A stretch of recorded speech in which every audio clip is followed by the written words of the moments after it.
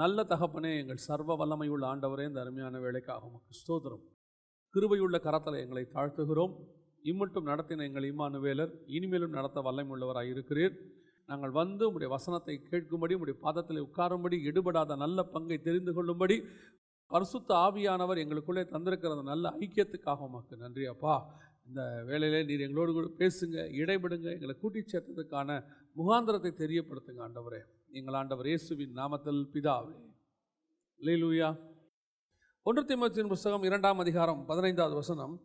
அப்படி இருந்தும் தெளிந்த புத்தியோடும் விசுவாசத்திலும் அன்பிலும் பரிசுத்தத்திலும் நிலை கொண்டிருந்தால் பிள்ளை பேற்றினாலே ரட்சிக்கப்படுவாள் அப்படின்னு இருக்கு. நாம் இன்னைக்கு ஒரு ஜபத்தின் மேன்மையை தான் பார்க்க போகிறோம். அதுக்கு முன்னாடி எனக்கு உணர்த்தப்பட்ட இந்த வசனம், இதிலிருந்து நான் தான் அதுக்குள்ளே வரணும். பிள்ளை பேற்றினாலே ரட்சிக்கப்படுவாள் அப்படின்னா என்ன அப்படின்னு கேட்டால், நிறைய பேர் இதை லிட்ரலாக எடுத்துக்கிறாங்க, உலக பிரகாரமாக எடுத்துக்கொள்கிறாங்க. ஒரு குழந்தை பிறந்துருச்சுனாலே அந்த குடும்பத்துக்கு ஆசீர்வாதம் கொண்டு வரும் அப்படின்னு சொல்லி இதை ஒரு உலக பிரகாரமான பிள்ளை பேற்று அப்படின்னு எடுத்துக்கிறாங்க. சமீபத்தில் டிவியில் ஒரு செய்தி, இப்போது நான் சொல்கிறது ஒரு வாரத்துக்கு முன்னாடி வந்துச்சு. என்ன அப்படின்னா, குழந்தையின்மை அதிகப்படியாக இருக்குது தமிழ்நாட்டில். நிறைய இடங்களில் குழந்தை இல்லாதது அதிகமாக இருக்குது அப்படின்னு சொல்லி ஒரு சர்வே ஒன்று சொல்லி, இதுக்கு பின்னாடி இருக்கிறத பற்றி நமக்கு வேண்டாம். அப்போ இந்த பிள்ளை பிறக்கிறதுங்கிறது ஒரு மஸ்ட் அப்படின்னு சொல்லி நிறைய பேர் என்னவும் சொல்கிறாங்க அப்படின்னு கேட்டால், பிள்ளைகள் கர்த்தரால் வரும் சுதந்திரம், ஆசீர்வாதம், அதில் எந்த மாற்று கருத்தும் இல்லை. ஆனால் இன்னொரு விஷயத்தையும் நாம் புரிந்து கொள்ள வேண்டியது அவசியமாக இருக்குது. இந்த உலக பிரகாரமான எல்லா ஆசீர்வாதங்களும் நமக்கு ஒரு காலத்தில் கையளிக்கப்பட்டது. இயேசு கிறிஸ்து வந்த பிறகு ஆவிக்குரிய ஆசீர்வாதங்கள் முன்னிலைப்படுத்தப்படுகிறது. சொல்வது புரியுதா? இயேசு கிறிஸ்து வந்த பிறகு ஆவிக்குரிய ஆசீர்வாதம் முன்னிலைப்படுத்தப்படுகிறது. அதுதான் நமக்கு ப்ரிஃபரபிள். ஃபஸ்ட்டு நித்திய ஜீவனாக இருக்கட்டும், பரலோகத்தின் பிதாவின் வலது பார்சத்தில் இருக்கிற மேலானவைகளே நாடுங்கள், இதை தான் நம்ம யோசிக்கிறோம். ஆவிக்குரிய வாழ்க்கை, வேத தியானம், வெளிப்பாடு, ஆவியானவரோட நடக்கிறது, சஞ்சரிக்கிறது, கர்த்தரிடத்தில் வெளிப்பாடுகளை பெற்றுக்கொள்வது, வரங்களை பெற்றுக்கொள்வது, கனிகளில் வளர்வது, எப்படி நிறைய இருக்குது. நம்முடைய காரியங்கள் எல்லாமே அதை முன்னிலைப்படுத்துறதா இருக்குது. அதை முன்னிலைப்படுத்தும் போது இது எல்லாம் இல்லாவிட்டாலும் நமக்கு ஒன்றும் தெரியாது. உலக பிரகாரமான ஆசீர்வாதங்கள் குறைவுபட்டாலும் அது நமக்கு பெரிதாக தெரியாது. சொந்த வீடு, ஒரு காலத்தில் பூமியை சுதந்திரிக்கிறது நமக்கு ஒரு ஆசீர்வாதம். கர்த்தர் தான் வாக்குத்தத்தம் பண்ணார். ஆனால் புதிய ஏற்பாட்டை பொறுத்த வரைக்கும் பூமியை சுதந்திரிப்பது நமக்கு ஆசீர்வாதம் சொல்லப்படலை. பூமியை பற்றி அது பெரிய விஷயமே இல்லை. கர்த்தர் கொடுத்தாலும் சோத்திரம், கொடுக்க விட்டாலும் சோத்திரம். அதே மாதிரி தான் ஒவ்வொரு விஷயமும் இருக்குது. அதில் ஒன்று தான் பிள்ளை பேர். பழைய ஏற்பாட்டில் மலடியாக இருப்பது என்பது ஒரு சாபம். அவள் மலடியாக இருக்கிறாள் அப்படின்னு வசனம் சொல்லுது. ஆனால் புதிய ஏற்பாட்டை பொறுத்த வரைக்கும் நமக்கு ஒரு விஷயத்தை கர்த்தர் கொடுத்துருக்கிறாரு. அந்த வசனத்தை நீங்கள் எப்படி எடுத்துக்கிறீங்கன்னு தெரியாது. பிள்ளை பெறாத மலடியே மகிழ்ந்து களிக்கூறு அப்படின்னு இருக்கு. வாசிங்க, ஏசாயா புஸ்தகம் 54ஆம் அதிகாரம் 1வது வசனத்தை வாசிங்க. ஏசாயா 54:1 வாசிங்க. பிள்ளை பெறாத மலடியே மகிழ்ந்து பாடு, கர்ப்ப வேதனை படாதவளே கம்பீரமாய் பாடி ஆனந்த சத்தம். போதும். இப்போ எதை பற்றி இதை சொல்கிறாரு? பிள்ளை பெறாத மலடி சந்தோஷமாக இரு அப்படிங்கிறது எதை சொல்ல வராரு ஆண்டவர் அப்படின்னு பார்த்தீங்கன்னு சொன்னால், புதிய ஏற்பாட்டை பொறுத்த வரைக்கும் ஆவிக்குரிய பிள்ளைகளை குறித்து சொல்லப்பட்டிருக்கிறது. ஆவிக்குரிய பிள்ளைகளை பெற்றெடுக்கிறத குறித்து. ஒருவேளை நீ உலக பிரகாரமான பிள்ளைகளை பெறாமல் இருந்தாலும் நீங்கள் சந்தோஷப்படு அப்படிங்கிற. அது எப்படிங்க சந்தோஷப்பட முடியும்? பிள்ளை இல்லைன்னா ஒரு குறைதான வீட்டில். இந்த கடைசி காலத்தை எடுத்துக்கொள்ளுங்க. நிறைய பேர் பயப்படுற ஒரு விஷயம், என் பிள்ளைகள் வாழ்க்கை என்னாகுமோ. நல்ல ஆவிக்குரியவங்களுடைய இன்னும் பயம் என்னென்னா, என் பிள்ளைகளுடைய ஆவிக்குரிய வாழ்க்கை என்னாகுமோ. இப்போவே நிலைநிற்க முடியல, பாவம் உச்சத்தில் போயிட்டு இருக்குது. இன்னும் போக போக ஹிட்லர் 60 லட்சம் யூதர்களை கொலை செய்தார். கொலை செய்த காலத்தில் அந்த பெற்றோர் நினைத்ததெல்லாம் ஒன்று தான், எப்படியாவது என் பிள்ளைகளை என்ன செஞ்சிருங்க, காப்பாற்றிடணும். ஏன்னா ஹிட்லர் பெற்றோரையும் பிள்ளைகளையும் பிரிச்சுட்டார். அப்போது அந்த காலகட்டத்தில் சொல்லுவாங்க, அந்த குழந்தை இல்லாதவங்களுக்கு மேன்மை. நல்ல வேலை எனக்கு என்ன இல்லை, பிள்ளை இல்லை. இல்லைன்னா இந்த ஹிட்லர்கிட்ட மாட்டி என் பிள்ளை வதப்படுறதை விட பிள்ளை இல்லாமல் இருப்பதே நல்லது. அந்த கான்செப்டில் தான் இங்கே வருது. ஏன்னா இயேசு கிறிஸ்துவின் மரணத்திற்கு பிறகு நடக்கிற சம்பவம், உபத்திரவ காலத்தில் நடக்கிற ஒரு சம்பவம். பிள்ளை பெறாத மலடியை மகிழ்ந்து களிகூறு அப்படின்னா என்ன அர்த்தம்? இந்த காலகட்டத்தில் இப்படி ஒரு கஷ்டத்தில் பிள்ளையை பிறத்து வளர்த்து அதை பரிசுத்தமாக பாதுகாத்து, ஒரு 20 வருஷத்துக்கு முன்னாடிலாம் 3:30 மணிக்கு தான் ஸ்கூல் விடும். 4 மணிக்குள்ளே பிள்ளை வராட்டி அந்த அப்பா அம்மா படுற வேதனை ஒன்று இருக்குது தெரியுமா? அவ்வளோதான் போங்க. இப்போ இருக்க அப்பா அம்மாவுக்கு அந்த கவலையே இல்லை. 3 ஆனாலும் சரி, 4 ஆனாலும் சரி, 5 ஆனாலும் சரி, எங்கே பொண்ணை காணோம் இல்லை பையனை காணோம் வருவாங்க. அது அப்படியே அங்கேயே போய் ஃப்ரெண்ட்ஸ் வீட்டுக்கெல்லாம் பேசிட்டு வரும் அப்படின்னு சொல்லி. ஆனால் காலம் போக போக போக இப்போ எப்படி இருக்குது, இப்போ அவங்களுக்கு அந்த ஃபிசிக்கல் ப்ராப்ளம் போயிடுச்சு.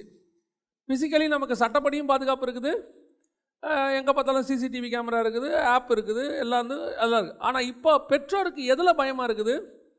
ஸ்பிரிச்சுவல் பயம் வந்துருச்சு. பிள்ளையை ஸ்பிரிச்சுவலி பாதுகாக்க முடியுமா? நம்ம பிள்ளைகள் ரொம்ப நல்லவங்க தான், உலகம் மோசமாக இருக்குது முன்னாடியை விட. ஒரு காலத்தில் நமக்கு அசுத்தம் என்று சொல்லப்பட்டதெல்லாம் இப்போ ரொம்ப கேஷுவலாக டிவிக்குள்ளே வருது, விளம்பரம் அப்படி இப்படின்னு. எதெல்லாம் ஒரு காலத்தில் நம்ம பிள்ளைகள் பார்க்கக்கூடாது நம்மளெல்லாம் தடை பண்ணாங்களோ, இப்போ அது ரொம்ப கேஷுவல் ஆயிடுச்சு. கேட்டால் அறிவியல் வளர்ச்சி, காலத்தின் முன்னேற்றம். அப்போ அதில் இருந்த பெற்றோருக்கு இப்போ என்ன தோணுது, அதை விட பெரிய கொடுமை இந்த பெண்டிகாஸ்டலில் வளர்க்கப்பட்டவங்களுக்கு இருக்கிறாங்கல்ல, அந்த பெற்றோர் இப்போ பிள்ளை பிறக்குதில்ல, அவன் 2ஆம் கட்ட நிலைமையில் மாட்டிக்கிட்டு முழிக்கிறான். ஏன்னா அவனை வளர்த்தது பியூர் பெண்டிகாஸ்டல் இல்லை. இப்போ இருக்கிற ஜென்ரேஷனில் பியூர் பெண்டிகாஸ்டலுக்குள்ளே கொண்டு போகிறதுக்கு அவஸ்தைப்படுறான். அப்படியே வீட்டுக்குள்ளே அது பியூர் பெண்டிகாஸ்டலாக இருந்தாலும் வெளியே போய்ட்டு எப்படி இருக்குது, காலேஜில் வேறு மாதிரி இருக்குது, பையன் வேறு மாதிரி இருக்கான், வரும்போது வீட்டில் சோத்திரம் பிரைஸ்லான்னு சொல்லிடுறான். இப்போ இவங்களுக்கே இப்போ இது என்ன பண்ணுறதுனே இவங்களுக்கு தெரில. காம்ப்ரமைஸ் ஆக வேண்டி இருக்குதா, இல்லை பிள்ளைகளோடு கூட எப்படி போகிறது, இது ஜென்ரேஷன் கேப்பா? இந்த மாதிரி சூழ்நிலையில் நிறைய பெற்றோர் என்ன யோசிக்கிறாங்கன்னா, ஐயோ பேசாமல் அந்த பிள்ளை இல்லாமல் இருந்தாலே நல்லா இருந்திருக்கும் அப்படின்னு அவங்க நினைக்கிற ஒரு சிலர் நினைக்கவும் செய்கிறாங்க.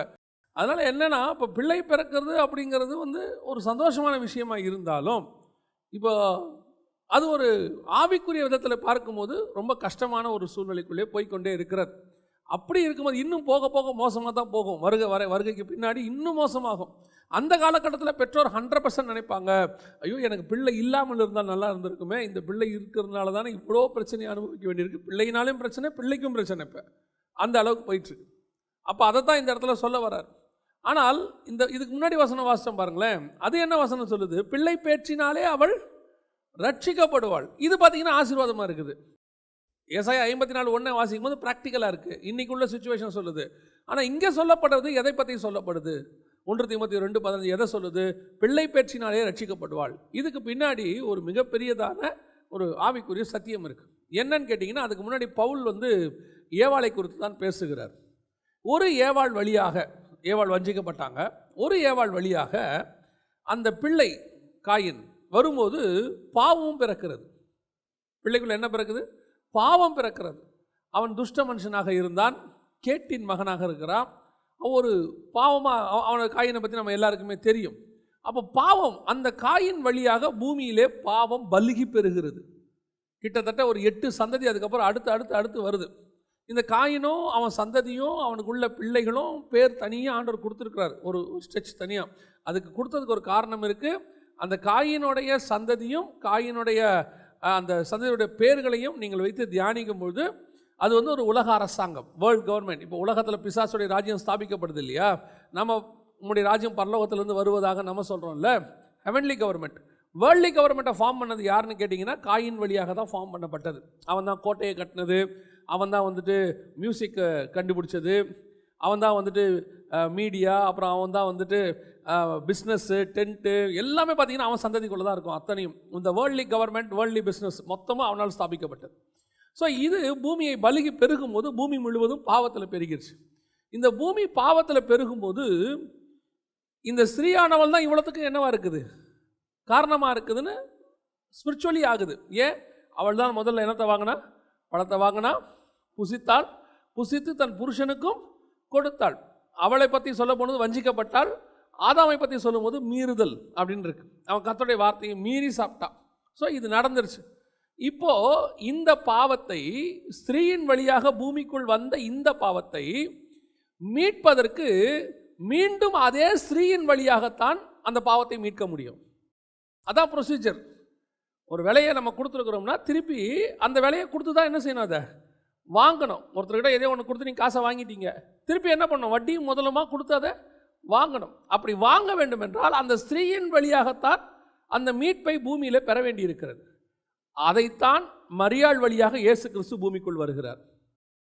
மரியாள் வழியாக வந்து வசனம் சொல்லுது, ஸ்திரீயானவள் பிள்ளை பேற்றினாலே ரட்சிக்கப்படுவாள். அந்த 4000 வருஷம் ஒரு ஸ்திரீயின் வழியாக வந்த சாபத்தை இயேசு கிறிஸ்துவின் பிறப்பின் மூலமாக, மரியாள் வழியாக, கண்ணின் வயிற்றில் பிறந்ததன் வழியாக அந்த மொத்த சாபத்தையும், அந்த ஸ்திரீக்கு மேல இருந்த மொத்த சாபத்தையும் இப்பொழுது ஆண்டவராக இயேசு கிறிஸ்து மீட்டெடுத்து விட்டார். அந்த இயேசுவை பெற்றதுனால அந்த ஸ்திரீயினுடைய வம்சமே, ஸ்திரீயினுடைய படைப்பே ரட்சிக்கப்பட்டு விட்டது. உலகத்தின் பாவம் வருவதற்கும் அவர்கள் தான் காரணமாக இருந்தார்கள். உலகத்தின் மீட்பு வருவதற்கும் அவர்கள் தான் காரணமாக இருந்தார்கள். இது உலக பிரகாரமாய் அங்கே சொல்லப்படுகிறது. இதனுடைய இன்னொரு வேர்ஷன் என்ன அப்படின்னு கேட்டிங்கன்னா, இந்த ஆதாமும் ஏவாளும் சபைக்கு அடையாளமாக இருக்கிறார்கள். சபையும் ஊழியக்காரனுக்கு அடையாளமாக இருக்கிறார். அப்படி சபை ஒரு பாவத்தை பெற்றெடுத்து, பவுல் சொல்றாரு, கள்ள உபதேசத்துக்கு ஈக்குவலாக சர்பத்தை கொண்டு வர்றார். சர்பத்தின் வார்த்தைக்கு அவள் கீழ்ப்படிஞ்சதுக்கு கள்ள உபதேசங்கிறார். அந்த உபதேசம் வந்து சபையை வஞ்சித்தது அப்படிங்கிறார். அப்படி வந்தபோது இந்த உலகம் முழுக்க தேவனுக்கு விரோதமான உபதேசங்கள் எல்லாம் பரம்புவதற்கு ஒரு காலத்தில் சபைகள், நியாயப்பிரமாணமாக இருக்கட்டும், அதுக்கு முன்னாடி உள்ளவங்களாக இருக்கட்டும், காரணமாக இருந்தார்கள். இப்பொழுது இந்த சபையை இந்த உலகத்தை மீட்டெடுப்பதற்கு மீண்டும் சபை என்ன செய்ய வேண்டியிருக்கிறது? ஆத்துமாக்களை பெற்றெடுக்க வேண்டியிருக்கிறது. அல்லேலூயா. இப்போ ஒரு ஸ்திரீயின் வழியாக பூமியில பாவிகள் பெருகிட்டாங்க. இப்போ இந்த பாவிகளை மீட்கணும், அவங்கள திருப்பி கொண்டு வரணும். கொண்டு வந்து அவர்களை பரிசுத்தவான்களை மாற்றி பரலோகத்துக்கு கூட்டிட்டு போகணும். அதற்கு இன்னொரு ஸ்திரீ தேவைப்படுகிறது. அந்த ஸ்திரீ தான் சபை. அந்த சபையினுடைய பிள்ளை பேற்றினாலே, சபை பண்ணுகிற ஆத்தும ஆதாயத்தினாலே சபை ரட்சிக்கப்படும். அல்லேலூயா. நான் சொல்றது உங்களுக்கு புரியுதா? சபையை கர்த்தர் உண்டாக்கினார். இயேசு கிறிஸ்துவின் பிறப்பின் மூலமாக சபை உண்டாக்கப்பட்டது. இப்ப சபை செய்ய வேண்டியது என்ன? ஆத்தும ஆதாயத்தை செய்யணும். ஆத்தும ஆதாயத்தை சபை செய்ய செய்ய, நீங்கள் நான் செய்ய செய்ய, நாம் ரட்சிப்பின் பூரணத்துக்குள்ளே வருவோம். நம்ம ஒன்று தெரிஞ்சுக்கொள்ளுங்க, நீங்கள் ரட்சிக்கப்பட்டு விட்டுட்டீங்க, சபைக்கு வந்துட்டீங்க, பரிசுத்த அபிஷேகத்தை பெற்றுக்கொண்டீங்க, அவ்வளோதான். அப்படி இல்லை. உங்கள் ரட்சிப்பு பூரணப்பட வேண்டி இருக்கிறது. நீங்கள் ரட்சிப்பினுடைய பாதைக்குள்ளே தான் இருக்கிறீங்க. ரட்சிக்கப்பட்டு முடிச்சாச்சு இல்லை, ரட்சிப்பு அனுதினமும் ரட்சிக்கப்பட வேண்டியிருக்கிறது. ரட்சிப்பு பூரணப்பட வேண்டியிருக்கிறது. ரட்சிப்பு பூரணப்படுவதற்கு நீங்கள் செய்ய வேண்டிய இன்னொரு விஷயம் இருக்கிறது. பிள்ளை பேற்றை நீங்கள் செய்ய வேண்டும். இது பெண்களை குறித்து அல்ல, ஆண்கள் பெண்கள் எல்லாருக்கும் பொருந்தும். குழந்தையை பெற்றெடுக்கணும். எதை பெற்றெடுக்கணும்? ஆத்துமாக்களை பெற்றெடுக்கணும். அப்படி பெற்றெடுத்தால்தான் நீங்கள் ரட்சிக்கப்படுவீர்கள். எப்படி சொல்ல வரீங்க அப்படின்னு கேட்டால், என் வழியாக எத்தனை பேர் பாவம் செஞ்சுருப்பான்? நான் ஸ்கூல் படித்த காலத்தில் இருந்து எத்தனை பேரை நான் பாவத்துக்குள்ளே தள்ளியிருப்பேன். இப்போ பார்த்தீங்கன்னா ஒரு பீரியடில் நம்மளால் மோசமான ஒரு குரூப் இருக்குது. நான் அடிக்கடி சொல்வேன், என்னை கர்த்தர் ரட்சித்ததுக்கு ஒரு காரணம் இருக்கிறது. ஏன்னா அவனை காப்பாற்றணும். நான் ரட்சிக்கப்படாமல் இருந்தால் அவனை நாசமாக்கிடுவேன். அதுக்கு தான் கர்த்தர் நம்மளை ரட்சிப்புகள் நடத்திட்டாரு. இவன் இருந்தால் நாட்டை நாசம் பண்ணிடுவான், இவனை கொல்லவும் முடியாது.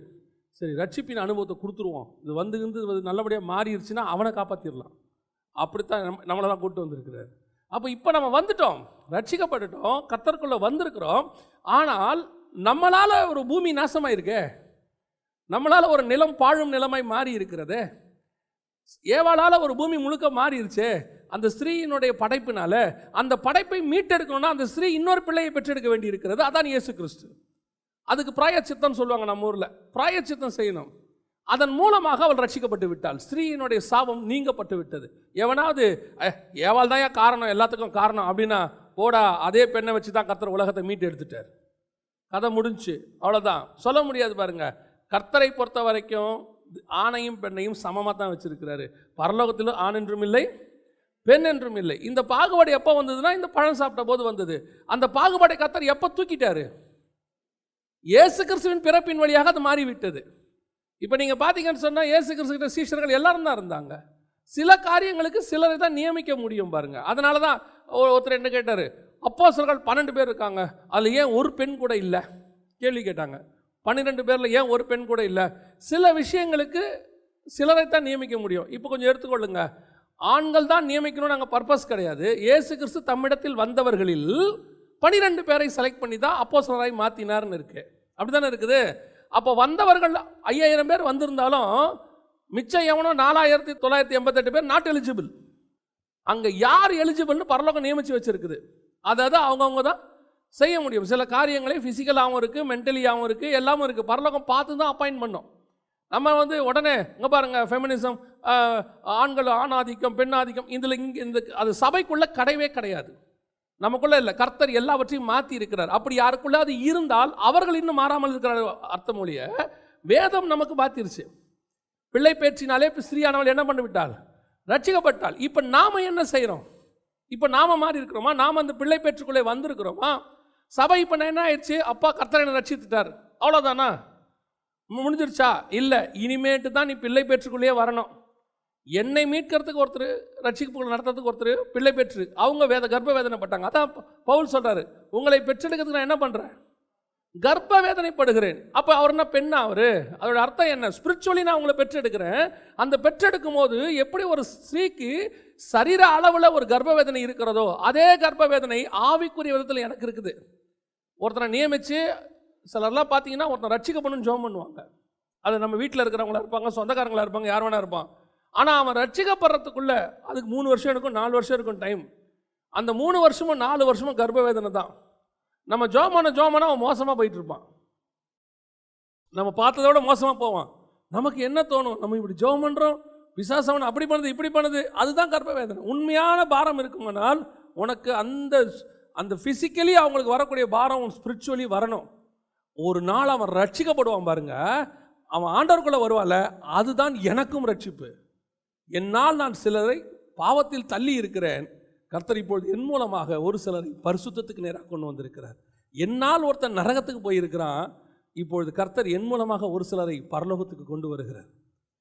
ஸ்லாக்கியம் இல்லாத சபிக்கப்பட்டிருந்த என்னை கொண்டு ஆசீர்வாதமாய் கர்த்தர் மாற்றுகிறார்.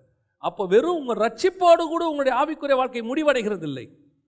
பிள்ளை பேர் இருந்தால்தான், ஆத்ம ஆதாயம்னு ஒன்று நீங்கள் செஞ்சால் மட்டும்தான் நீங்கள் பிள்ளை பேற்றினாலே ரட்சிக்கப்படுவீர்கள். அப்போ சபை இன்னைக்கு அந்த அளவில் இருக்கிறதா? 3 விதமான சபைகள் தான் பார்க்க போகிறோம். இந்த பிள்ளை பேற்றுக்கு அந்த சபைகள் என்ன செய்கிறது? இப்போது வாசிக்கிறோம் நாம் ஏசாயா 54:1. திருப்பி வாசிங்க பார்ப்போம். ஏசாயா 54:1 வாசிங்க. பிள்ளை பெறாத மலடியே மகிழ்ந்து பாடு, கர்ப்ப வேதனை படாதவளே கம்பீரமாய் பாடி ஆனந்த சத்தமிடு. வாழ்க்கைப்பட்டவளுடைய பிள்ளைகளை பார்க்கிலும், நல்லா கவனிங்க, வாழ்க்கைப்பட்டவளுடைய பிள்ளையை பார்க்கிலும். அந்த வாழ்க்கைப்பட்டவள் யாரு? வாழ்க்கைப்பட்டவள் யாரு? வாழ்க்கைப்பட்டவளுடைய பிள்ளையை பார்க்கிலும். எரேமியா 2:2 வாசிங்க பார்ப்போம். எரேமியா 2:2. நீ போய் எருசலேமின் செவிகள் கேட்கும்படி கூப்பிட்டு சொல்ல வேண்டியது என்னவென்றால், விதைக்கப்படாத தேசமாகிய வனாந்திரத்திலே நீ என்னை பின்பற்றி வந்த உன் இளவயதின் பக்தியையும் நீ வாழ்க்கைப்பட்ட போது உனக்கிருந்த நேசத்தையும் நினைத்திருக்கிறேன் என்று கர்த்தர் சொல்லுகிறார். யாரை பற்றி சொல்றாருன்னா இஸ்ரவேலை பற்றி சொல்றாரு. வாழ்க்கைப்பட்டவளுடைய பிள்ளைகளை பார்க்கிலும் அப்படின்னா வனாந்தரத்தில் பின்பற்றி வந்ததான இஸ்ரவேல் தேசம். இஸ்ரவேல் தேசர்கள் வனாந்தரத்தை தான் ஆரம்பித்தாங்க கர்த்தருக்கு 40 வருஷம். அதுக்கப்புறம் தான் கானானுக்குள்ளே வந்தாங்க. அந்த வனாந்தரத்தில் நீ என்னை பின்பற்றி வைந்த இளவயது பக்தி, அவன் கர்த்தருக்கு எவ்வளோ உண்மையாக இருந்திருக்கான் வனாந்தரத்தில், அதெல்லாம் ஆண்டவர் பார்க்குறாரு. அப்போது நீ வாழ்க்கைப்பட்ட போது ஏன் உனக்கு இருந்த தேசத்தையும் அப்படின்னு. அப்போது இஸ்ரவேலுக்குரிய பிள்ளையை பார்க்கலாம். ஏசாயா 54:1 வந்துருங்க. அப்போது இஸ்ரவேலுக்குரிய பிள்ளையை பார்க்கலாம், வாழ்க்கைப்பட்டவருடைய பிள்ளைகளை பார்க்கலாம். அப்படின்னா என்னென்னா, இஸ்ரவேலுடைய மூலமாக இந்த பூமியில் ரட்சிக்கப்பட்ட பிள்ளைகளை பார்க்கலாம். நியாயப்பிரமாணத்தின் மூலமாக கர்த்தர் ஏன் நியாயப்பிரமாணத்தை கொடுத்தாரு? அதை இஸ்ரவேலுக்கு கொடுத்து இஸ்ரவேல் மூலமாக அந்த நியாயப்பிரமாணத்தின் வழியாக உலகத்தை மீட்க வேண்டும். அதான் கர்த்தருடைய திட்டம். இஸ்ரவேலை மீட்பதற்கு நியாயப்பிரமாணம் இல்லை. அவங்களுக்கு பேரே ராஜரீக ஆசாரிய கூட்டம். இந்த 12 கோத்திரமும் இந்த நியாயப்பிரமாணத்தை உலகமெங்கும் ஸ்தாபிக்கணும். ஸ்தாபிக்கப்படும் போது உலகம் நியாயப்பிரமாணம் நிறையும் போது பாவம் இல்லாமல் இருக்கும். இதுதான் கர்த்தருடைய திட்டம். அவர்கள் மூலமாக ஆதாயம் பண்ணப்பட்ட ஆத்துமாக்களை பார்க்கிலும் வாசிங்க, அநாத ஸ்திரீயினுடைய பிள்ளைகள் அதிகம் என்று கர்த்தர் சொல்லுகிறார். அநாத ஸ்திரீகள்னா அதாவது நம்ம இந்த வரைமுறைக்கு உட்படாமல் வெளியே இருக்கிறவங்க அநாத ஸ்திரீகள். அதாவது இந்த வம்ச வரலாறு இல்லாமல் எதுவுமே இல்லை. உங்களை என்னையும் குறிக்குது. அது நாம தான் வம்ச வரலாறு வந்து புறஜாதியார். இஸ்ரவேலுடைய பிள்ளைகளை பார்க்கிலும் புறஜாதியருடைய பிள்ளைகள் தான் அதிகம். கர்த்தருக்கு இஸ்ரவேல் மூலமாக வந்த ஜனங்களை பார்க்கிலும் உங்கள் மூலமாக என் மூலமாக கர்த்தருக்கு பெற்றெடுக்க போற பிள்ளைகள் தான் அதிகம் என்று வேதம் சொல்லுகிறது. அல்லேலூயா. அப்போ உங்களுக்குள்ள எனக்குள்ளேயும் டிஃபால்ட்டாவே சுவிசேஷம் சொல்றதை ஆண்டவர் போட்டு வச்சிருக்கிறார். நம்ம தான் பிள்ளை நிறைய பெற்றெடுக்கணும், நம்ம தான் அதை செய்யணும். நீங்க ரட்சிக்கப்பட்டிருக்கீங்க, ஆண்டவர் ஏற்றுக்கொண்டீங்கன்னு சொன்னாலே சுவிசேஷம் சொல்லணுங்கிறது உங்க மேல் விழுந்த கடமை. அது அதோட கூட ஒரு பேக்கேஜ். இன்னைக்கு பாஷையில் சொல்லணும்னா உங்க ரட்சிப்பும் காஸ்பலும் பேக்கேஜ். நீங்க காஸ்பல் சொல்லாம வெறும் ரட்சிக்கப்பட்ட சுவிசேஷியா அல்லது சுவிசேஷகனா இல்லாம நீங்க வெறும் ரட்சிக்கப்பட்ட ஆத்மாவா சபைக்குள்ள உட்கார்ந்துட்டு திரும்பி போனீங்கன்னா நீங்கள் தான் மலட்டுத்தன்மை உள்ளவர்கள் அர்த்தம். இதுதான் மலட்டுத்தன்மை. உங்க சரீரத்தில் நீங்கள் பிள்ளையை பெற்றால் கூட ஸ்பிரிச்சுவலி மலட்டுத்தன்மை உண்டு. உலக பிரகாரமான பிள்ளையை பெற்றெடுக்கிறதுனால உங்களுக்கு இருக்கிற ஆசீர்வாதத்தை விட ஆவிக்குரிய பிள்ளையை பெற்றெடுக்கிறது தான் ஆசீர்வாதம் ஜாஸ்தி. சொல்றது புரியுதா? உலக பிரகாரமான பிள்ளை பிறந்து அது ரட்சிக்கப்பட வேண்டும், அதெல்லாம் நம்ம விரும்புகிறோம், எல்லாம் உண்மைதான். ஆனால் ஆவிக்குரிய பிள்ளையை பெற்றெடுத்தீங்கன்னா அது பரலோகத்தில் நிற்கும். அது உங்களுக்கு என்னவா இருக்கும்? கிரீடமாக இருக்கும். அப்போ சுவிசேஷம் சொல்லாமல் அல்லது ஆத்மாதாயம் பண்ணாமல் இருக்கக்கூடிய ஒவ்வொரு விசுவாசியுமே மலட்டுத்தன்மை கொண்ட சபை. எங்களுக்கெல்லாம் யாருமே, இப்பவும் சொல்கிறேன், நாங்கள் ஆண்டவரை ஏற்றுக்கொண்ட போது 18 வருஷத்துக்கு முன்னாடி எனக்கு சுவிசேஷம் சொன்னார் ஒருத்தர். எங்கள் சபையில் அவரை யாரும் உட்காந்து ட்ரெயின் பண்ணலை. நீங்கள் எல்லாம் சுவிசேஷம்லாம் மாற வேண்டும் இல்லை. உங்களுக்கு ஒரு அந்த உணர்வு இருக்குமான்னு தெரியாது. நீங்கள் ஆண்டவரை ஏற்றுக்கொண்ட உடனே ஒரு ரட்சிப்பின் சந்தோஷம்னு ஒன்று வரும். 51ஆம் சங்கீதத்தில் தாவீது சொல்லுவார், உங்களுடைய ரட்சணிய சந்தோஷம், அது ஒன்று வரும். அந்த சந்தோஷத்தினுடைய ஸ்பெஷாலிட்டி என்னன்னா, அது உங்களுக்குள்ள அதை வச்சுக்கவே முடியாது. அது ஒரு விதமான சந்தோஷம். யாருக்கிட்டையாவது சொன்னால் மட்டும்தான் அது அடங்கும். ஒரு நல்ல விஷயத்தை கேட்ட உடனே, ஒரு வசனத்தை கேட்ட உடனே, ஒரு காஸ்பல் கேட்ட உடனே இதை உடனே யாருக்காவது சொல்லணும்னு தோணுது இல்லை? அப்படி தோன்றும், ஒரு சிலருக்கு தோணும். இப்போ திடீர்னு ஒரு ஆஃபர் ஒன்று போடுறான், சாமுத்திரிக்கா பட்டு எப்பொழுதும் கிடைக்காத விலையில், அது பாதி விலையில் 2500 ரூபாய் அப்படின்னு ஒன்று. உங்களுக்கு யாரோ என்னைக்கோ நான் ஒரு சாமுத்திரிக்கா பட்டு வாங்கணும்னு சொன்னது ஞாபகத்தில் இருந்திருக்கும். உங்கள் ஃப்ரெண்டோ தங்கச்சியோ அக்காவோ உடனே ஒரு ஃபோன் ஒன்று போடுறீங்கல்ல, நீ ஒன்று கேட்ட தெரியுமா, அது ஒன்று வந்திருக்கு, ரொம்ப சீப்பாக போட்டிருக்கான். இது நான் சொல்கிறது ஒரு பட்டு புடவைக்கு மட்டும் இல்லை, உங்களுக்கு செல்ஃபோனாக இருக்கும், பைக்காக இருக்கும், ஏதோ ஒன்று இருக்கும். ஒரு விஷயத்தை, சந்தோஷம் கொடுக்கக்கூடிய விஷயத்தை நீங்கள் பார்த்த உடனே இதை எனக்கு அவங்களுக்கு சொல்லணும், இவங்களுக்கு நம்ம சொல்லணும், ஒரு உணர்வு வருது இல்லை? இது உங்கள் ஆத்மாக்குள்ளே இருக்கிற டிஃபால்ட்டான உணர்வு. இது கர்த்தரே ஆத்மாக்குள்ளே வச்சிருக்கிறதான ஒரு உணர்வு. நாக்கில் டேஸ்ட் இருக்கிற மாதிரி. அது நாக்கில் என்னங்க டேஸ்ட் இருக்குது? அது சுரப்பிக்கிற டிஃபால்ட்டாக நாக்கில் என்ன இருக்குது? டேஸ்ட் இருக்குது. டேஸ்ட் இல்லாவிட்டால் அந்த நாக்குக்கு பேர் என்ன? செத்து போன நாக்கு இல்லையா? ஆனால் டிஃபால்ட்டாக கர்த்தர் நாக்குக்கு என்ன கொடுத்துருக்கிறாரு? ஒரு டேஸ்ட். அதே மாதிரி உங்கள் ஆத்மாக்குள்ளே டிஃபால்ட்டாக ஒன்று கொடுத்துருக்கிறாரு. எந்த நல்ல விஷயத்தையும் யாருக்கிட்டையாவது சொல்லணும். அது உலக பிரகாரமாயும் நீங்கள் மார்க்கெட்டிங்காரனை கேட்டிங்கன்னா எது பெஸ்ட்டு மார்க்கெட்டிங் அப்படின்னு சொன்னா 1 to 1 சொல்லும். இவ்வளோ செலவு பண்ணி டிவியில் ஆடு போடுறான், விளம்பரம் போடுறான், எல்லாம் போடுறான்ல. ஆனால் மார்க்கெட்டிங்கில் எது நல்ல மார்க்கெட்டிங் கேளுங்க. காசே கொடுக்காம, யாருமே சொல்லாமல், உந்துதல் சக்தி இல்லாமல், உன்னை பார்த்த உடனே ஒருத்தன் வெளியே வந்தோன்னு சொல்கிறான்ல, சூப்பராக இருந்துச்சுங்க, நல்லா இருந்துச்சுங்க, அருமையாக, இதுதான் பெஸ்ட்டு மார்க்கெட்டிங். அது அந்த மார்க்கெட்டிங்குரிய அந்த ஆத்மாக்குள்ள அந்த சுபாவத்தை வைத்தது யாருன்னா கர்த்தர். அந்த சுபாவம். அப்போ ரட்சிக்கப்பட்ட ஒவ்வொரு விசுவாசிக்குள்ளேயும் அந்த சுபாவம் இருக்கணும். இருக்காவிட்டால் எப்படி டேஸ்ட் இல்லாத நாக்குக்கு பேர் என்னது?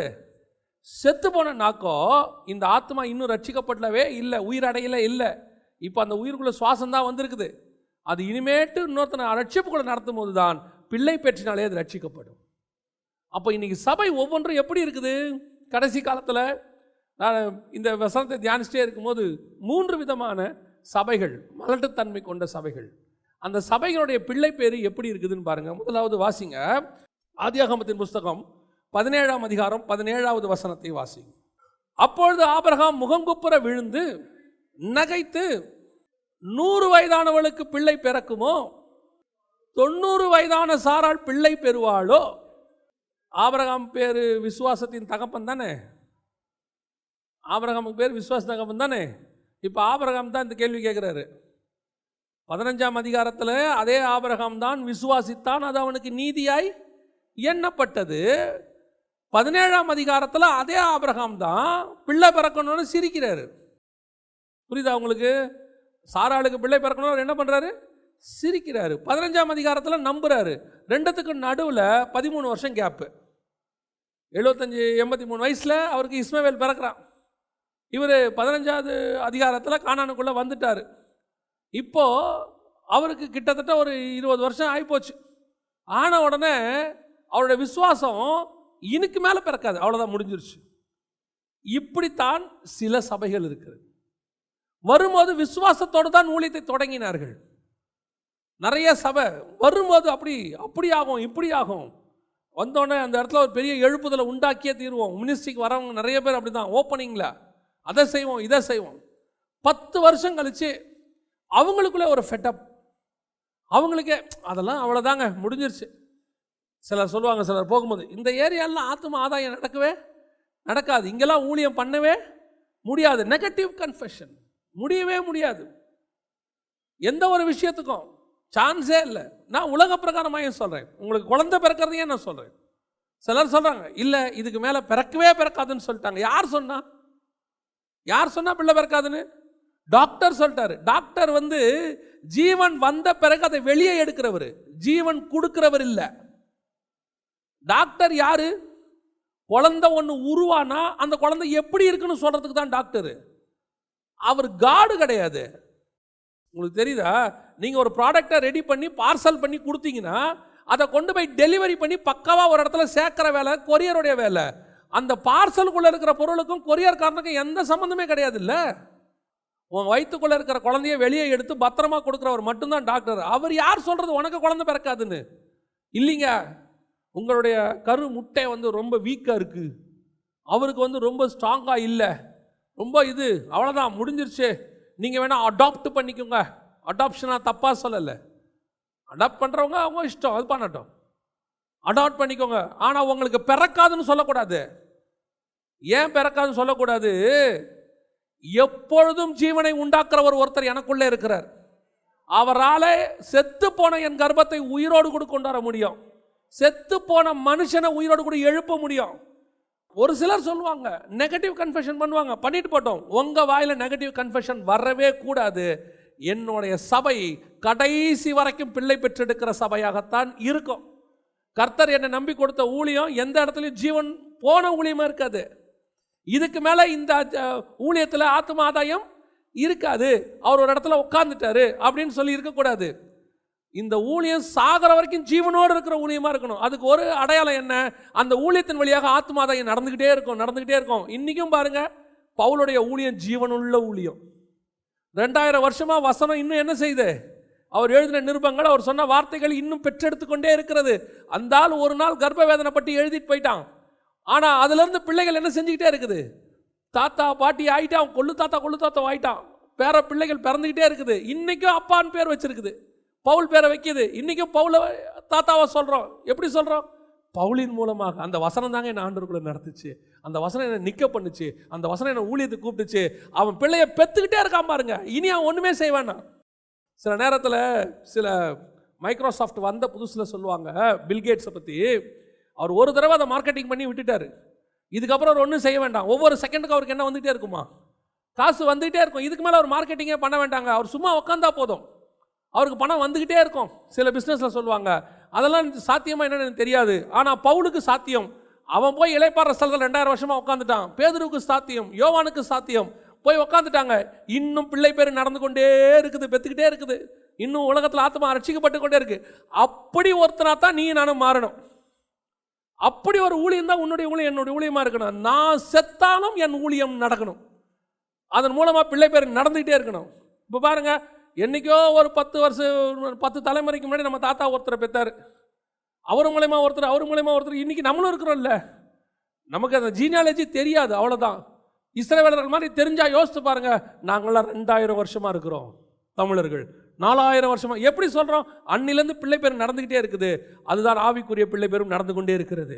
ஒரு நாளும் நீ நகைக்க கூடாது, ஒரு நாளும் நெகட்டிவ் கன்ஃபெஷன் வரக்கூடாது. அவ்வளோதான், முடிஞ்சிருச்சு, ஓவர், ஃபினிஷு. இதுக்கு மேலே இல்லை, இதுக்கு மேலே இந்த இடத்துல ஊழியமே பண்ண முடியாதுங்க.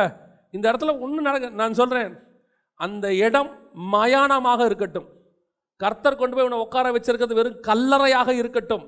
அங்கே இருக்கிற உலர்ந்த எலும்புகளை எழுப்பி உனக்கு ஆத்துமாக்களை உட்கார வைப்பதற்கு கர்த்தர் வல்லமை உள்ள தேவனாய் இருக்கிறார். அதான் நிஜம். எங்கேயோ வனாந்தரத்தில் ஒருத்தரும் இல்லாமல் வெறும் காட்டு மிருகங்கள் சஞ்சரிக்கிற இடத்துல மனம் திரும்புங்கள் பரலோக ராஜ்யம் சமீபத்தில் இருக்குதுன்னா மொத்த ஊரையுமே அவனுக்கு நேராக கர்த்தர் திருப்புவதற்கு வல்லமை உள்ளவராக இருப்பாருன்னா ஊருக்குள்ளே உட்காந்து ஊழியம் பண்ணுற உனக்கு என்ன கஷ்டம்? கர்த்தர் ஆத்துமாக்களை கொண்டு வந்து கொள்ளை பொருளாய் உன் பாதத்திலே போடுவார். ஆனால் உனக்கு நெகட்டிவ் கன்ஃபெஷன் இருக்கக்கூடாது. முதல்ல உங்கள் இருதயத்தில் அவிசுவாசம் இருக்கக்கூடாது. நடக்காது. நான் உலக பிரகாரமாக சொல்கிறேன். எவன் சொன்னாலும் நம்பாதீங்க. பிள்ளை பிறக்காது, உனக்கு கல்யாணமே ஆகாது, உன் வாழ்க்கை முடிஞ்சு போச்சு, இனி இப்படியே தான் போகணும். உனக்கு நியமித்ததை செய்து முடிக்கிற வரைக்கும் கர்த்தர் தூங்க மாட்டார். நீங்கள் கூட ஒரு கவலையில் தூங்கிடுவீங்க. கவலையின் உச்சம் தூக்கம் இல்லை. கவலையின் உச்சம் என்னது? தூக்கம். எலியா சூரிய செடிக்கில் என்ன பண்ணிட்டாரு? தூங்கிட்டார். ஏன்னா கவலையின் உச்சம் அவருக்கு. பேதுரு ஜெயிலுக்குள்ள என்ன பண்ணிட்டாரு? தூங்கிட்டார். கவலையின் உச்சம். கவலையின் உச்சம் தூக்கம். நீங்கள் கூட கவலையில் அழுது அழுது அழுது நம்ம தலகாணியில் படுத்து அழுது இதுக்கு மேலே ஒன்று முடியாது பலன் போய் தூங்கியிருப்பீங்க. ஆனால் உன் பக்கத்தில் ஒருத்தர் உட்காந்து தூங்காமல் இஸ்ரவேலை காக்கிறவர் உறங்குவதும் இல்லை தூங்குவதும் இல்லை. உனக்கு சொன்ன வார்த்தை விதையாய் மாறி உயிர் பெற்று விருட்சமாய் மாறி கனி கொடுக்கிற வரைக்கும் அந்த தேவன் ஒரு நாளும் தூங்க மாட்டார். தைரியமாக இருங்க. எவன் என்ன நெகட்டிவ் கன்வர்ஷன் பண்ணட்டும், சொல்லட்டும். இல்லை இதுக்கு மேலே அவ்வளோதான் சொல்லட்டும். உனக்கு மட்டும் ஒரு வாக்குத்தத்தம் பண்ணியிருக்கிறாரா? அந்த வாக்குத்தத்தம் நிறைவேறும் அளவு அவர் கைவிட மாட்டார். கர்ப்பம் செத்தாலும் சரி, ஆளே செத்தாலும் சரி, உயிரோடு கூட மீண்டும் கொண்டாந்துருவார். அந்த தேவன் நம்முடைய தேவன். ஆனால் நமக்கு மட்டும் சொல்லக்கூடாது, அவ்வளோதான் என் ஊழியம் முடிஞ்சிருச்சு, என் குடும்ப வாழ்க்கை முடிஞ்சிருச்சு, அந்த வார்த்தை வாயிலிருந்து வரவே கூடாது. ரெண்டாவது ஒரு சபை இருக்குது. வாசிங்க. ஆதியாகமத்தின் புஸ்தகம் 30ஆம் அதிகாரம் 1-2 வசனங்களை வாசிங்க. ஆதியாகமம் 30:1-2. ராகேல் தான் யாக்கோபுக்கு பிள்ளைகளை பெறாததை கண்டு தன் சகோதரியின் மேல் பொறாமை கொண்டு யாக்கோபை நோக்கி எனக்கு பிள்ளை கொடும். இது ரெண்டாவது இன்னொரு சபை இருக்குது. இதுக்கு பிள்ளை பேர் ஆசை இருக்குது, ஆத்துமாதாயம் ஆசை இருக்குது. ஆனால் என்ன ஆசை? எனக்கு பிள்ளை வேணுங்கிற ஆசை இல்லை. எங்கள் அக்காவுக்கு பிறந்துருச்சு, எனக்கும் வேணும்.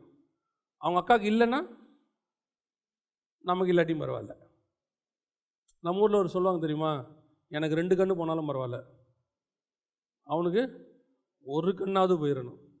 இப்படி ஒரு குரூப் இருக்கு, இப்படி ஒரு குரூப் இருக்கு, இப்படி ஊழியம் பண்ணுற குரூப்பும் இருக்கு. கர்த்தரை அவனை கூப்பிட்டு ஏதோ 1-2 ஆத்மாவை கொடுத்துக்கிட்டே இருப்பார். அவன் ஊழியத்தை கர்த்தரை ஏதோ ஆசீர்வதிக்கிறார்.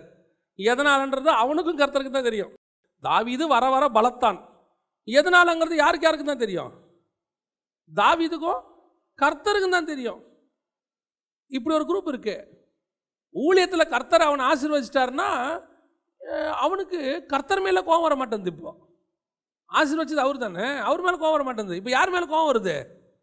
பாஸ்டர்கார மேலேயோ ஊழியக்காரன் மேலேயோ, இல்லை இன்னும் சக விசுவாசி அப்படி எடுத்துக்கோங்க.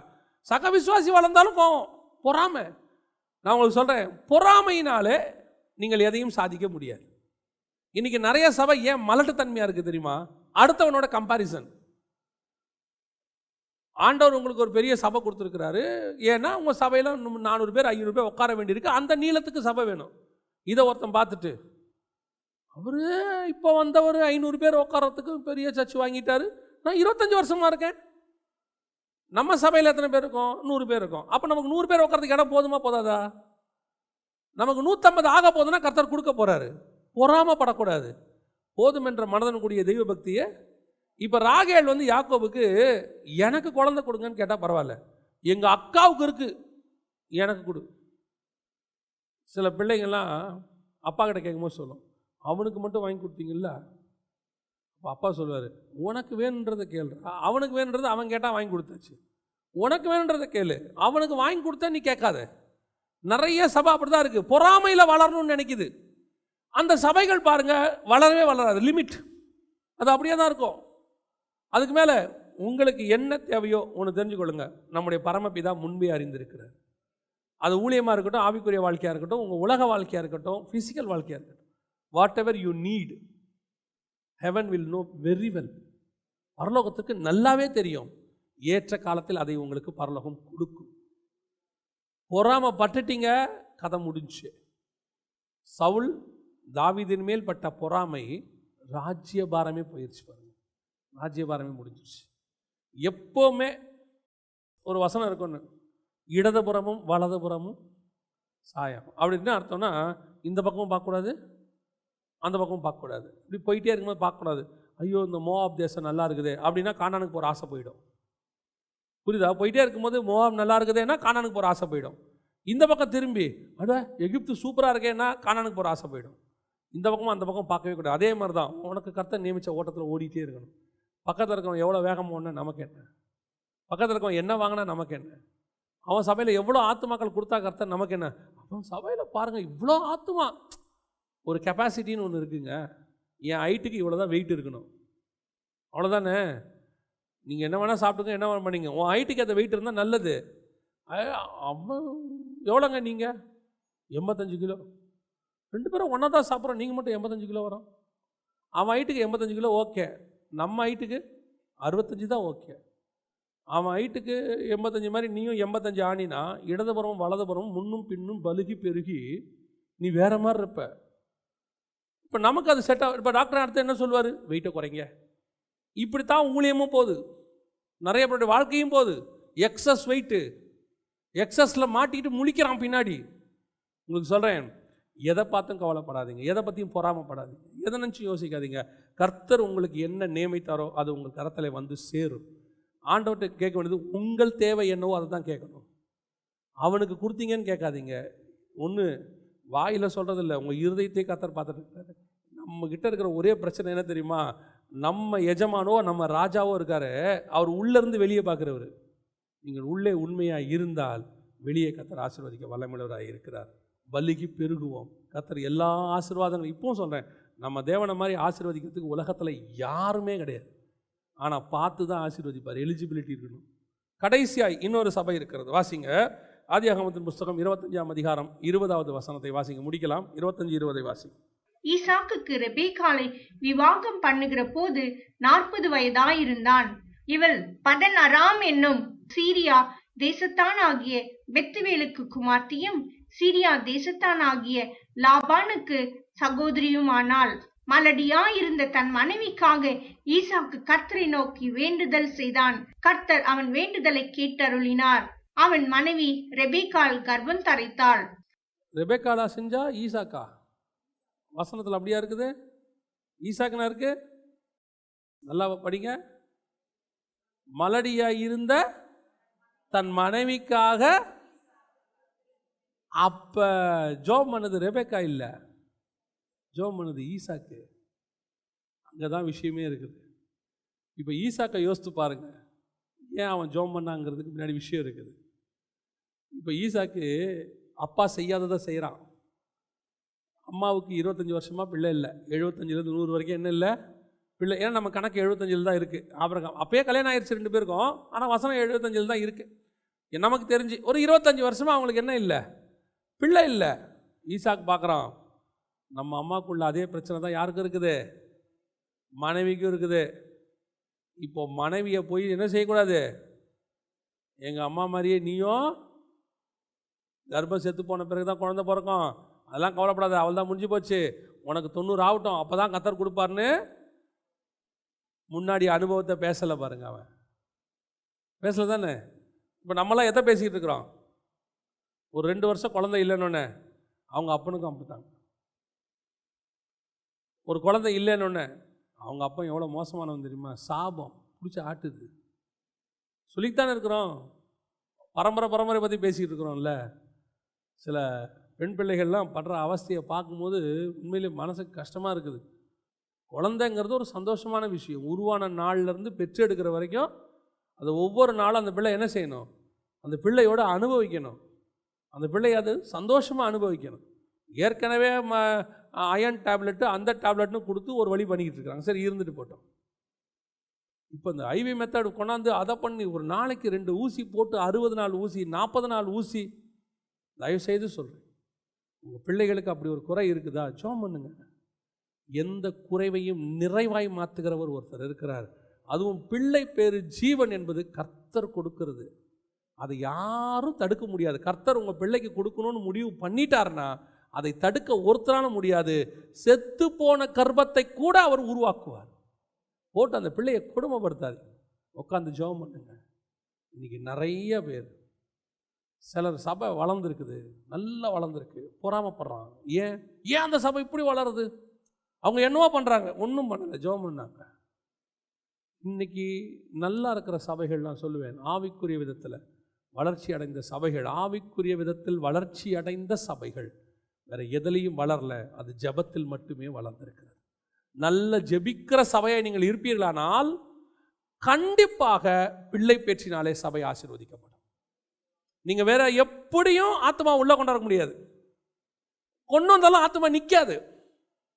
ஒருத்தர் நூதனமாக மெத்தட் யூஸ் பண்ணுவார், ஆத்மாதாயம் பண்ணுறதுக்கு நூதனமாக மெத்தட் யூஸ் பண்ணுவார். அப்படி பண்ணுவார், இந்த ஆடி ஆஃபர் போடுறது, தீபாவளி ஒன்று வாங்கினா ஒன்று ஃப்ரீங்கிறது, பொங்கலுக்கு இந்த மாதிரி இருக்குல்ல, அந்த மாதிரி சபையில் ஆத்துமாக்களை பார்த்தீங்கன்னா பக்கத்து சபையிலேருந்து, அந்த சபையிலேருந்து, இந்த சபையிலேருந்து எல்லாம் வந்துருச்சு. ஜனங்கள்லாம் சொன்னாங்க, ஐயோ அந்தந்த சபையில் பார்த்தா இவர் சொல்றார், சபை கர்த்தர் பெருக பண்ணினார். வந்துச்சு ஒரு நாள், வல்லவனுக்கு வல்லம் வருவான்ல, அதே ஊரில் இன்னொருத்தன் வந்தான், சபை ஆரம்பித்தான். அவன் கொஞ்சம் இவனை விட டேலண்ட்டு.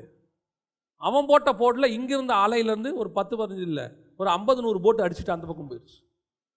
அடுத்த வாரம் இவர் பிரசங்கத்தை பார்க்கணுமே, என் ஆடுகளை திருடி கொண்டு போய் விட்டார்கள். திருநாட்டை திருடி தான் போவான். நீ எதை போட்டு கூப்பிட்டியோ அவன் வேற ஒன்றை போட்டு கூப்பிட்டான். நீ பீஸா காட்டி கூப்பிட்ட, அவன் பர்கரை காட்டி கூப்பிட்டான். ஆக மொத்தத்தில் ஆடி எதையோ ஒன்று பார்த்து போயிடுச்சு. இப்படி வளர்ற சபை நிற்காது, உடஞ்சிக்கிட்டே போகும், உடஞ்சிக்கிட்டே போகும். எந்த சபை நிற்கும் தெரியுமா? முழங்காலுக்கு கீழே வளர்கிற சபை கடைசி வரைக்கும் நிற்கும். அந்த சபை தான் பிள்ளை பேரில் இருக்கும், அதான் ஆத்மா பலுகி பேருக்கும். சிலர்லாம் சபையிலேருந்து அப்படி ஓட்டிட்டு போகணும்னு நினைப்பான். நீ ஒரு நல்ல ஊழியக்காரனாக மாறணும்னா, நல்ல விசுவாசியாக மாறணும் அப்படின்னு நினச்சி உன்னை கர்த்தர் ஊழியத்தில் பயன்படுத்தணும்னு நினச்சினா, இன்னொரு சபையினுடைய ஆத்மா கிட்ட போய் பேசாது, யார்கிட்டையும் பேசாது. நீ பேச வேண்டியது தேவனை அறியாத ஜனங்க கிட்ட. அதுதான் உன் சொந்த பிள்ளை, நீ பெற்றெடுக்கிற பிள்ளை. சிலர் சொல்லுவாங்க, இல்லைங்க அந்த சபையில் பாஸ்டருக்கும் அவங்களுக்கும் சரி வரல, அதனால் நாங்கள் அங்கே அந்த ஆத்மாவில் இங்கே வந்துச்சு, சேர்த்துக்க. ஆனால் அது உன் பிள்ளை இல்லை, அது உன் பிள்ளையே இல்லை, அது உங்கள்கிட்ட வந்திருக்கு. ஒரு நாள் உன்னை விட்டு போனாலும் கவலைப்படக்கூடாது. அவனுக்கு ஏற்கனவே சோறு போட்ட ஒருத்தர் இருக்கான், அவங்ககிட்ட நன்றி இல்லாமல் தானே உங்கள்கிட்ட வந்தான். இப்போ உங்கள்கிட்ட நன்றி இல்லாமல் இன்னொரு இடத்துக்கு போவான். யார் நன்றியாக இருப்ப தெரியுமா? நீ பெற்று எடுத்து வளர்க்குற உன் பிள்ளை தான் என்னைக்கு இருந்தாலும் உனக்காக அழுவும், என்னைக்கு இருந்தாலும் உன் மேலே அதுக்கு பாசம் இருக்கும், என்னைக்கு இருந்தாலும் உன் பக்கத்தில் உட்காரும். ஏன்னா அது நீ பெற்ற பிள்ளை. அந்த பிள்ளையை எப்படி பெற்றெடுக்கணும் தெரியுமா? நூதனமான முறையில், பொறாமையினால் இல்லை டாக்டிஸ்னாலாம் கிடையாது. பிள்ளை பேர் எப்படி வரணும் தெரியுமா?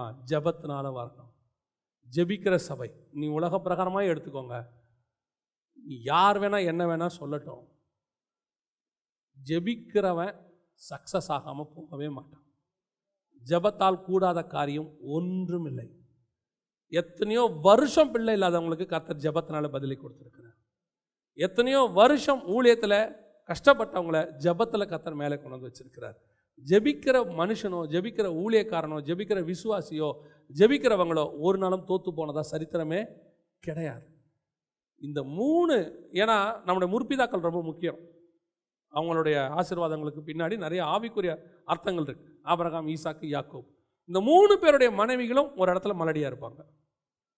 சாராளும் இருப்பாங்க, ராகேலும் இருப்பாங்க, ரெபேக்காலும் இருப்பாங்க. இந்த 3 பேரும் எப்படி தன்னுடைய சபையை பார்த்து கொண்டார்கள் தான் ரொம்ப முக்கியம். அவன் அவிசுவாசமாக பேசிட்டான், இதுக்கு மேலே வருமா? அதுக்கப்புறம் அவன் மனம் திரும்பிட்டான், அதான் ரொம்ப முக்கியம். ரோமர் புஸ்தகம் சொல்லுது, அவன் தன் சரீரம் செத்ததையும் சாராளின் கர்ப்பம் செத்து போனதையும், அவ்வளோதான், சரி பரவாயில்ல ஆண்டவர் சொல்லிட்டாரு. அதுக்கப்புறம் விசுவாச வாழ்க்கைக்கு வந்துட்டான், கடைசியாக மாறிட்டான்னு வச்சுக்கோங்க. ஆனால் யாக்கோபு மனைவியை பார்த்து சொல்லிட்டாரு, பிள்ளை கொடுக்க நான் என்ன தேவனா? போம்மா போய் வேலையை பார்த்து. உடனே அந்த அம்மா போய் வேற வேலையை பார்த்துருச்சு. புரியுதா? நான் அதான் எப்பவும் சொல்லுவேன், கர்த்தர் கொடுக்குற பிள்ளை என்ன பிள்ளை? ராகேலுக்கு பிள்ளை இல்லைன்னா அந்த அம்மா போய் நேராக எங்கே போயிருச்சு? வேலைக்காரம்மா கிட்ட போயிருச்சு. அந்த அம்மாவே சொல்லிருச்சு, நமக்கு பிறக்காது. யார் சொன்னா உனக்கு பிறக்காதுன்னு? உனக்கு இப்போ பிறக்கிற டைம் இல்லை, உனக்கு ஒரு டைம் கர்த்தர் வச்சிருக்கிறாரு, அப்போ பிறக்கும். உனக்கு கர்த்தர் பிறக்கவே பிறக்காதுன்னு சொல்லலை, இப்போ பிறக்கிற நேரம் இல்லை, அவ்வளோதான். சிலர் கேட்பாங்க, 38 வயசு ஆயிடுச்சுங்க, உனக்கு தான் 38 ஆச்சு, கர்த்தருக்கு ஒன்றும் ஆகல. இப்போ போய் குழந்தை பிறக்குமா? எலிசபெத்துக்கு பிறக்கும். சாராளுக்கு பிறக்கும், உனக்கும் பிறக்கும். ஆனால் ஒன்று மட்டும் தெரிஞ்சுக்கோங்க, அப்படி பிறக்கிறது யூனிக்காக இருக்கும், தி பெஸ்ட்டாக இருக்கும். 10ஓட 11 இருக்காது. அது ஒரு சாமுவேலாக இருக்கும், ஒரு யோவான் ஸ்நானகனாக இருக்கும், ஒரு யோசேப்பாக இருக்கும். ராகேலுக்கு கர்த்தர் கொடுத்தது என்னது? யோசேப்பு. யோசேப்பு கனி தரும் திராட்சை செடி. உனக்கு பாம்பு பிறக்கணுமா திராட்சை செடி பிறக்கணுமான்றதை நீ தான் முடிவு பண்ணிக்கணும். கர்த்தர் கொடுத்தா அது திராட்சை செடி, கனி தரும் திராட்சை செடி. நீயா போய் எங்கேயாவது எதையாவது வாங்கிட்டு வந்த அது தான் கோத்திரம். மனசில் நீங்கள் வச்சுக்க வேண்டியதுதான். ஆனால் ஒன்று, ஒவ்வொருத்தரும் கர்த்தர் ஒரு காலத்தை நியமித்து வைத்திருக்கிறார். அவனுக்கு ஆவிக்குரிய பிள்ளையும் பிறக்கும், உலக பிரகாரமாயும் கர்த்தர் பிள்ளைகளை தருவதற்கு வல்லமையுள்ளவராக இருக்கிறார். It's not only the spiritual God, as well as physically he will bless us. So தேவன் உன்னுடைய ஜெபத்திற்கு நிச்சயம் என்ன செய்வார்? பதில் தருவார். இந்த 3 பேரில் ஈசாக்குடைய ஜெபம் தான் குழந்தையை கொண்டு வந்தது. அல்லேலூயா. நம்முடைய ஜெபம் நிச்சயமாய் சபையிலே பிள்ளை பேரை உண்டாக்கும். சரியா? நம்ம சபையில் ஒரு விசுவாசி கூட என்ன விசுவாசியாக இருக்கக்கூடாது? மலட்டு விசுவாசியாக இருக்கவே கூடாது. ஒருத்தருக்குள்ளேயும் ஆவிக்குரிய பிள்ளைகளை பெற்றெடுத்துக்கிட்டே இருக்கணும். உங்களுக்குள்ள அந்த சுவிசேஷ உணர்வு வரணும். ஒருத்தன் தேவனை அறியாதவன் நம்மளை கிராஸ் பண்ணுறான், வாய்ப்பு கிடைக்குது சுவிசேஷம்னா சொல்லாமல் இருக்கவே கூடாது. உலக பிரகாரமாயும் சொல்லுகிறேன், ஒருவேளை நீங்கள் நெடுநாள் காத்திருப்பீர்களானால், ஜெபம் பண்ணிக்கிட்டு இருப்பீங்கன்னா, உங்களை சிலர் குத்தி குத்தி பேசி உன்னை ஏதாவது சொல்லியிருப்பாங்கன்னா, ஒன்றையும் குறித்து கவலைப்படாதிருங்கள். உன் கர்ப்பத்தை கர்த்தர் ஆசீர்வதிக்க வல்லமையுள்ளவராக இருக்கிறார். உனக்கு கர்ப்ப பையை கொடுத்தவர் எதுக்கு கொடுத்தாரு? கர்ப்ப பை எதுக்கு? குழந்தை பிறக்கிறதுக்கு தானே, அதுக்கு தான் கொடுத்துருக்கிறார். அதை கொடுத்தவர் அதில் குழந்தையும் கொடுப்பதற்கு வல்லமையுள்ளவராக இருக்கிறார். அல்லேலூயா. நம்ம ஜெபம் பண்ண போகிறோம் எல்லாரும் தேவ சமூகத்தில். எங்கள் சர்வ வல்லமை உள்ள தகப்பனே, மிக முக்கியமாக ஆண்டவரே, எங்கள் சபையில் 2 விதமான பிள்ளை பேருக்காக நாங்கள் ஜெபிக்கிறோம் அப்பா. முதலாவதாக எங்கள் சபைக்குள்ளே எங்களுக்கு தெரிஞ்சு ஆண்டவரே இதை கேட்டுக்கிட்டு இருக்கிற ஒவ்வொருத்தருக்காக நாங்கள் ஜெபிக்கிறோம் ஆண்டவரே. ஒருவேளை உலக பிரகாரமாக பிள்ளை பேர் இல்லாமல் இருக்குமானால், எத்தனையோ வேதனைகள் ஆண்டவரே, எவ்வளோ சொற்கள், எத்தனையோ பேருக்கு முன்னாடி பதில் சொல்ல வேண்டியிருக்கு ஆண்டவரே. அவர் கேட்கிற கேள்வி எங்கள் இருதயங்களை உடைக்குது தகப்பனே. ஆனாலும் நீர் எங்களுக்கு தருவீர் என்று நாங்கள் விசுவாசிக்கிறோம். ஆபிரகாம் ஒரு காலத்தில் அவிசுவாசப்பட்டார், பிள்ளை பிறக்குமோன்னு நினைச்சாரு. ஆனால் பின்னாடி அவர் விசுவாசிச்சார் ஆண்டவரே. சாராளுடைய கர்ப்பம் செத்து போனதையும் அவன் அறியாதிருந்தான், அவன் விட்டுட்டான், அதை யோசிக்கவே இல்லை. அதே மாதிரி தான் ஆண்டவரே, நாங்கள் எங்கள் வயசையோ எங்களுடைய காலத்தையோ எங்களுக்கு இருக்கிற மருத்துவ குறைபாடுகளையோ எதையுமே நாங்கள் யோசிக்கல ஆண்டவரே. எங்களுக்கு ஜீவனை கொடுக்கிறவர் ஒருவர் இருக்கிறார், ஜீவனை உண்டாக்குறவர் ஒருவர் இருக்கிறார். அவர் மண்ணிலேயே ஜீவனை உண்டாக்குவாரானார். அவங்க சொல்லியிருக்கிறாங்க, உன்னுடைய கருமுட்டை அப்படி, உன்னுடைய இது இப்படி, பலவீனம், ஸ்ட்ராங் இல்லை. அவர் இல்லாததிலிருந்து உருவாக்குகிறவர். உனக்கு இருக்கு, ஸ்ட்ராங்காக இருக்குல்ல, ஸ்ட்ராங்காக இல்லை, அவ்வளோதான். கர்த்தர் சொல்றாரு, பலப்படுத்த அவரால் முடியும். உன் பலவீனத்தில் அவருடைய பலன் பூரணமாய் விளங்கும். அது உன் சரீரத்தில் மட்டும் இல்லை, உன் கருமுட்டையிலையும் விளங்கும். கர்த்தர் அதையும் ஆசீர்வதிப்பார். நீ விசுவாசித்தால் தேவனுடைய மகிமையை காண்பாய். கர்த்தர் உன்னை ஆசீர்வதிக்க வல்லமை உள்ளவராய் இருக்கிறார். கர்ப்ப பையை கொடுத்தவர் அதில் ஒரு கர்ப்பத்தின் கனியையும் கொடுப்பதற்கு வல்லமை உள்ளவராய் இருக்கிறார். உன் சரீரத்தில் வெறுமனே ஒரு பார்ட் இருக்கணும்னு கர்த்தர் கொடுக்கவே இல்லை. உபயோகம் இல்லாத ஒரு பார்ட் உன் சரீரத்தில் இருக்காது. கர்த்தர் கொடுத்த ஒவ்வொரு பார்ட்டுக்கும் ஒரு வேலை உண்டு. உன் கர்ப்ப பைக்கும் வேலை வரும். ஏற்ற நேரத்தில் கர்த்தர் அதில் ஒரு பிள்ளையை வைத்து தருவார். உன் கண்ணீரை கர்த்தர் கண்டிருக்கிறார். நீ பட்ட வேதனைகளை கர்த்தர் கண்டிருக்கிறார். நிச்சயம் கர்த்தர் பதில் தருவார். அதே வேளையில் எங்கள் ஆவிக்குரிய பிள்ளைகளுக்காக நாங்கள் ஜெபிக்கிறோம் ஆண்டவரே. எங்கள் சபை பிள்ளை பேரினாலே நிறைகிற சபையாக மாறணும். ஒவ்வொரு விசுவாசியும் ஜெபிக்கிற விசுவாசியா, ஜபத்தினால பிள்ளை பெற்றெடுக்கிற விசுவாசியா, பக்கத்து வீட்டில் இருக்கிறவங்க, எதிர் வீட்டில் ரட்சிக்கப்படாமல் இருக்கிறவங்க, இன்னும் அறியாது இருக்கிற அத்தனை பேரையும் ஆவிக்குரிய பிள்ளைகளாய் பெற்றெடுக்கிற விசுவாசியாய் எங்கள் விசுவாசிகள் மாறட்டும். எங்கள் சபை ஆண்டவரே மலட்டு சபையாய் இராதபடிக்கு இதுவரைக்கும் பெற்ற பிள்ளைகளை பார்க்கிலும் நீர் எங்களுக்கு நியமித்து வைத்த அத்தனை பிள்ளைகளையும் சுதந்திரிக்கிற வரைக்கும் தேசத்தும் இன்னும் விஸ்தாரமாக இருக்கிறது, நீங்கள் சுதந்திரியுங்கள் என்று யோசுவா சொன்னது போல எங்களுக்கு நியமித்து வைத்திருக்கிற ஆத்துமாக்களை முழுவதுமாய் சுதந்திரிக்கிற வரைக்கும் எங்கள் ஜபங்கள் நிற்காது ஆண்டவரே. இந்த ஜபத்தை நாங்கள் உங்களுடைய சமூகத்தில் ஏறெடுக்கிறோம். கர்த்தர் நீர் அப்படி செய்ய போகிற தயவுக்காக உமக்கு ஸ்தோத்திரம். எங்கள் ஆண்டவர் இயேசுவின் நாமத்தில் ஆசீர்வதித்து ஜெபிக்கிறோம் ஜீவனுள்ள நல்ல பிதாவே,